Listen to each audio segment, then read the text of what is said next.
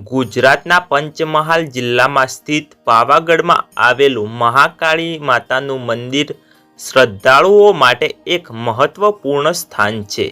આ મંદિર પાવાગઢ પર્વત પર 800 મીટરની ઊંચાઈ પર આવેલું છે અને આ 51 શક્તિપીઠમાંથી એક છે.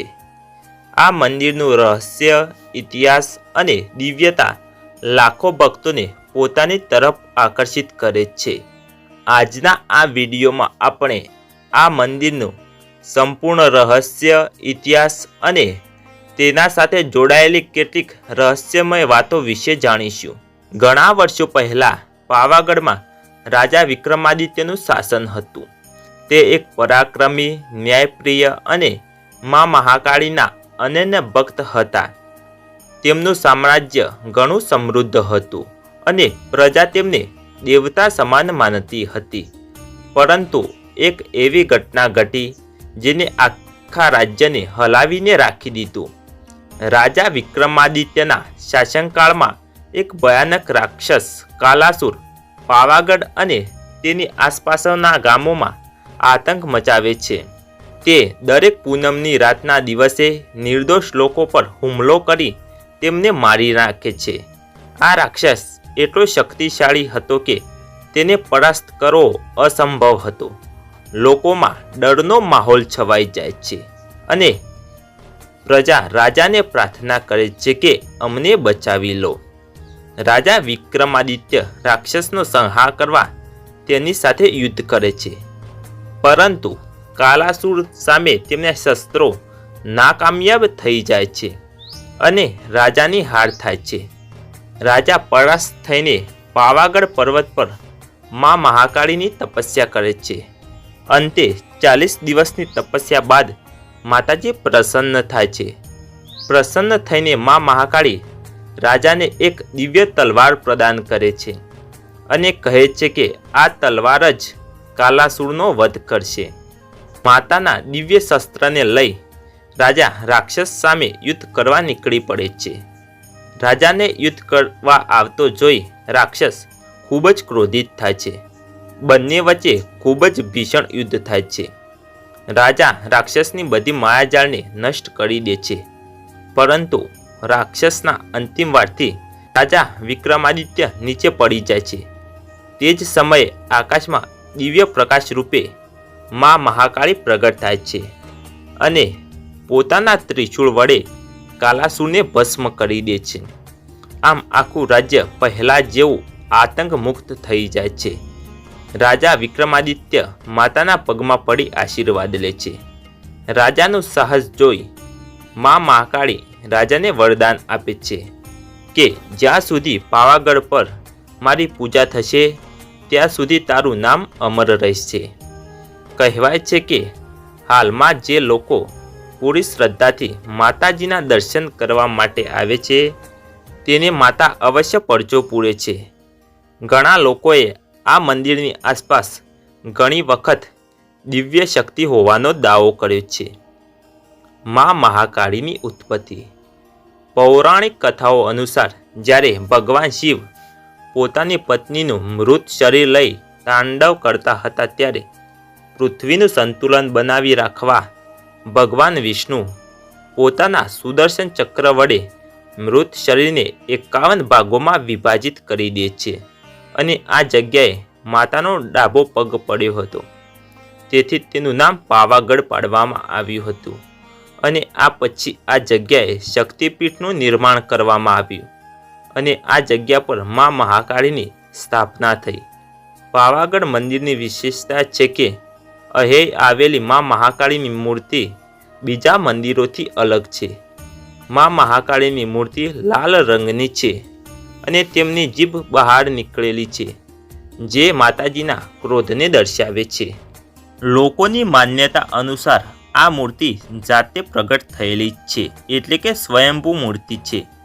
પાવાગઢમાં સ્થિત મૂર્તિ રાત્રિ દરમિયાન પોતાનું રૂપ બદલે છે અને સવારે પૂજા કરતી વખતે માની મૂર્તિનો રંગ પણ અલગ જ હોય છે. આ મંદિરમાં એક વિશાળ ઘંટ છે, જેના વિશે કહેવામાં આવે છે કે જે પણ લોકો આ ઘંટને વગાડે છે તેમની મનોકામના અવશ્ય પૂર્ણ થાય છે. મા મહાકાળીના મંદિરમાં અખંડ જ્યોત પ્રગટાવેલી છે.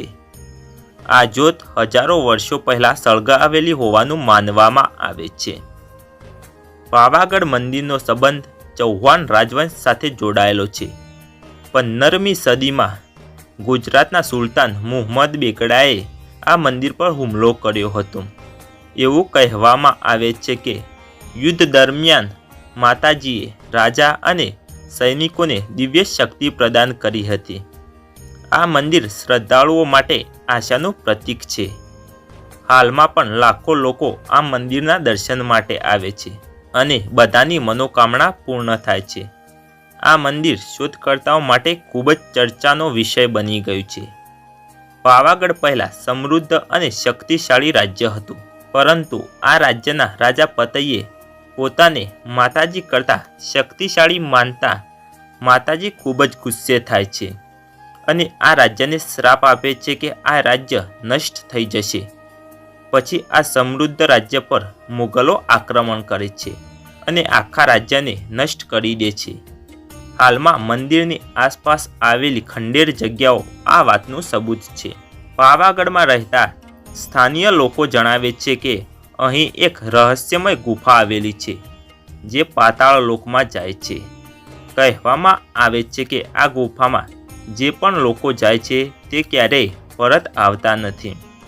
ઘણા સાધુએ આ ગુફા શોધવાની કોશિશ કરી હતી, પણ તેઓ અસફળ રહ્યા હતા. માન્યતા છે કે આ ગુપ્ત દરવાજો મા મહાકાળીના દિવ્ય લોક અને રહસ્યમય દુનિયા તરફ જાય છે. પાવાગઢ મંદિર તંત્ર સાધના અને સિદ્ધિઓ માટે ખૂબ જ વિશેષ અનુષ્ઠાન છે. ઘણા તાંત્રિક અમાસની રાતે અહીં સાધના કરવા આવે છે. આ રાતે મા મહાકાળી સ્વયં પ્રગટ થઈને તાંત્રિકોને આશીર્વાદ આપે છે. મંદિરની પાસે એક ગુપ્ત ધોધ પણ છે, જેનું પાણી દિવ્ય અને ઔષધીય ગુણોથી ભરેલું છે. કહેવાય છે કે આ ધોધનું પાણી ક્યારેય સુકાતું નથી. વૈજ્ઞાનિકોએ આ પાણીનું રિસર્ચ કરતાં તેમને પણ તેમાં ઔષધિઓ હોવાનો દાવો કર્યો છે. પાવાગઢની રક્ષા સ્વયં મા મહાકાળી કરે છે. જ્યારે પણ ચોરોએ આ મંદિરને લૂંટવાની કોશિશ કરી ત્યારે તેઓ માર્ગ ભટકી ગયા અને ઘણા લોકોએ દિવ્ય શક્તિનો સામનો કર્યો છે. લોકો જણાવે છે કે રાત્રે આ મંદિરની આસપાસ દિવ્ય પ્રકાશ જોવા મળે છે. જે પણ લોકો મા મહાકાળીને સાચા મનથી પ્રાર્થના કરે છે એમની ઈચ્છા અવશ્ય પૂર્ણ થાય છે. લોકોને આર્થિક અને માનસિક રીતે પણ માતા ખૂબ જ મદદ કરે છે. માન્યતા છે કે આ મંદિરના ગર્ભગૃહમાં એટલી તીવ્ર ઉર્જા છે કે જે સામાન્ય માણસ સહન ના કરી શકે. આ ઉર્જાને માત્ર મંદિરના પૂજારી સહન કરી શકે છે.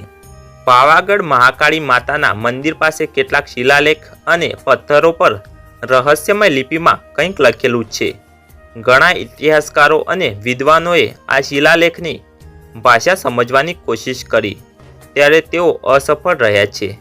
એક માન્યતા અનુસાર આ શિલાલેખ તાંત્રિક સાધનાઓ અને મા મહાકાળીના ગુપ્ત રહસ્યો સાથે જોડાયેલ છે.